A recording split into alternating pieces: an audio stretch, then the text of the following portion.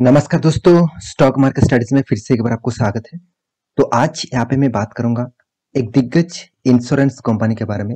देखिए, insurance industries में अलग अलग फील्ड होते हैं। तो आज मैं जिस कंपनी के बारे में बात करूंगा वो देखा जाए तो लाइफ इंश्योरेंस के ऊपर है।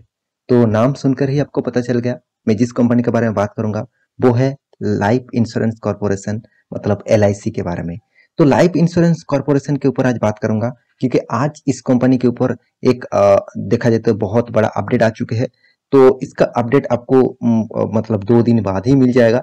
तो बहुत इंपॉर्टेंट पॉइंट्स है, इस पॉइंट्स को आपको जरूर देखना चाहिए क्योंकि देखिए जितने सारे लोग IPO में इन्वेस्ट किया थे तो उनके मैं पहले आपको बता चुका था कि एक वीडियो बना के कि मार्केट का जो जो सिनेरियो है, मार्केट को जो सिचुएशन है उसके बेसिस से देखा जाए तो इस स्टॉक में अच्छा खासा लिस्टिंग गेन नहीं देखने को मिलेगा, डिस्काउंट में देखने को मिलेगा।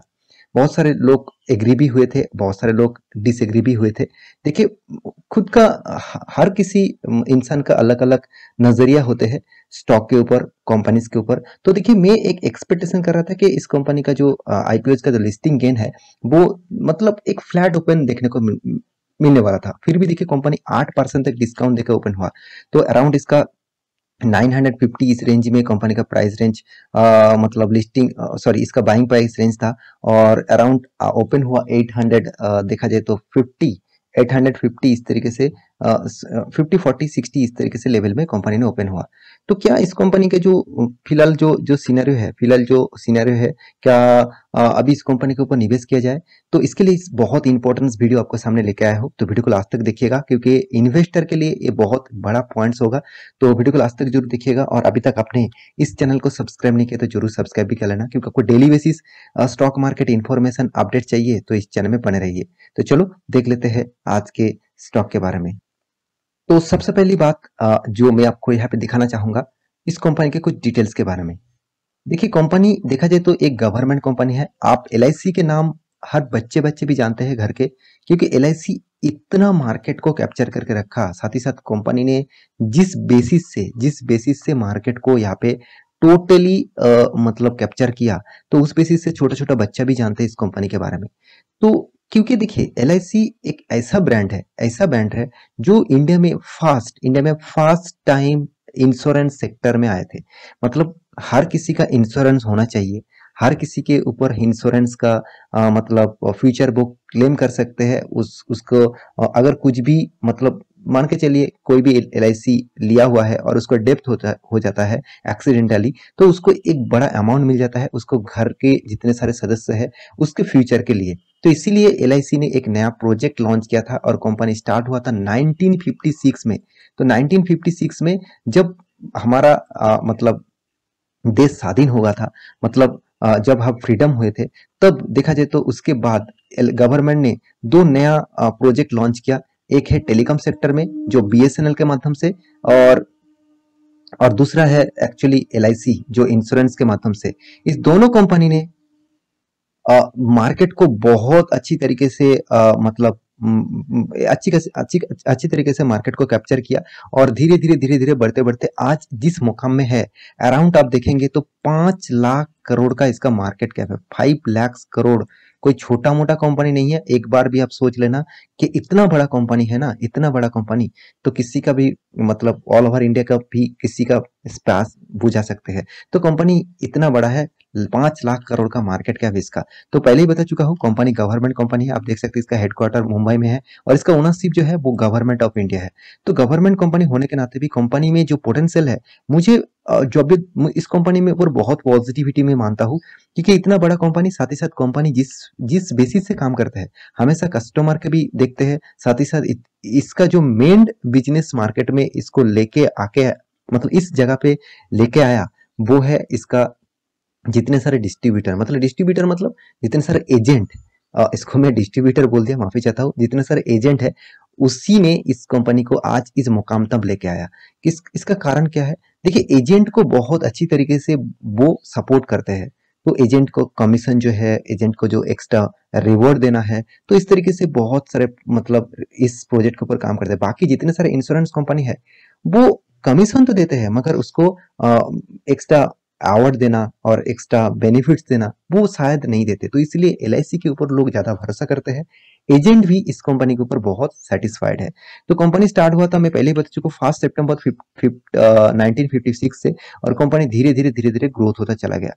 तो कंपनी एक्चुअली इंश्योरेंस से, लाइफ इंश्योरेंस सेक्टर के बिलोंग करते हैं। कंपनी ओवर देखा जाए तो 245 इंश्योरेंस कंपनीज है। एंड यहाँ पे देखिए प्रोविडेंट सिक्योरिटीज कंपनी है, उसके साथ कंपनी टू यहाँ पे create the state owner life insurance corporation of India. तो कंपनी कितना बड़ा मार्केट को यहाँ पे मतलब एक्वायर करके रखा, आप देख सकते हैं। टोटल फंड, इसका जो फंड टोटल कैपेसिटी है अराउंड आप देखेंगे तो 28.3 ट्रिलियन डॉलर, सॉरी ट्रिलियन रुपी नहीं, ट्रिलियन डॉलर है, ट्रिलियन रुपीज है। तो 28.3 ट्रिलियन मतलब आप एक बार कैलकुलेशन कर लेना कितना बड़ा अमाउंट होते हैं। तो कंपनी के हर पैरामीटर आपको दिखेगा। तो इस कंपनी के जो सब्सिडरीज है, जो इतना दिन मार्केट में लिस्टिंग हो मतलब होके रखा था, वो भी आप देख सकते हैं। जैसे LIC हाउसिंग फाइनेंस, ये भी स्टॉक मार्केट में लिस्टिंग है। LIC इंटरनेशनल लिमिटेड ये नहीं है।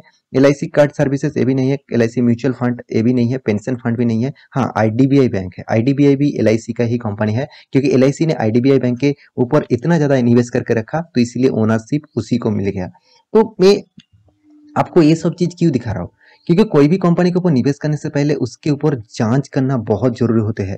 क्योंकि कंपनी हमेशा किस तरीके से ग्रोथ करेगा और इसका मार्केट कितना बड़ा है, वो आपको सबसे पहले देखना चाहिए। आप हमेशा किसके ऊपर फोकस रखते हैं? जो सक्सेस हो चुके हैं, जो पीपल सक्सेस हो चुके हैं, जिसके ज्यादातर गाड़ियां है, ज्यादातर पैसा है, बैंक बैलेंस है, जो कुछ भी कर सकते हैं, तो आप हमेशा लोग क्या करते हैं, उसको फॉलो करते हैं। सेम टू सेम मार्केट का भी कोई भी स्टॉक के ऊपर फॉलो करना चाहिए। तो वो कंपनी किस तरीके से बेसिस से मार्केट को एक्वायर करके रखा है, मार्केट को मतलब टोटली कैप्चर करके रखा है, वो चीज आपको देखना चाहिए।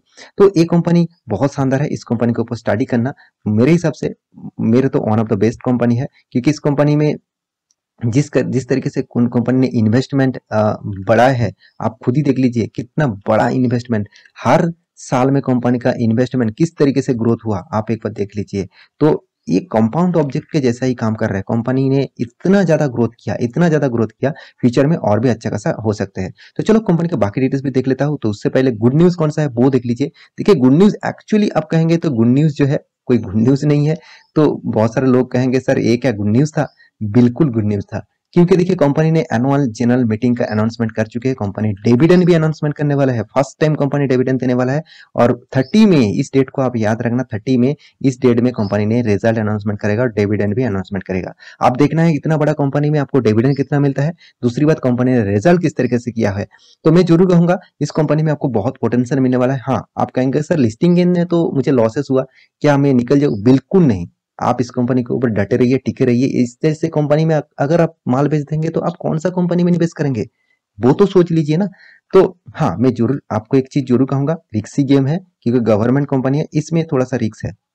एक चीज आप देखेंगे इस कंपनी के इंफॉर्मेशन के बारे में, तो कंपनी लार्ज कैप है, ब्लू चिप कंपनी है। 5,18,000 करोड़ का मार्केट कैप है इसका।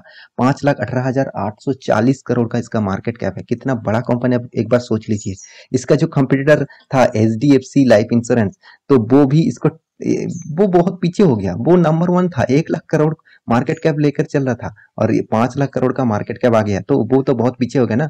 और कंपनी की पी रेशियो बहुत हाई लेवल में है। फिर भी देखिए मैं यहाँ पे थोड़ा सा रिक्सी गेम जरूर कहूंगा, क्योंकि 1 रुपया पाने के लिए आपको 180 रुपया देना मेरे हिसाब से थोड़ा सा हाई रिक्सी गेम है। मतलब हाई वैल्यूएशन में आपको इन्वेस्टमेंट करना होगा।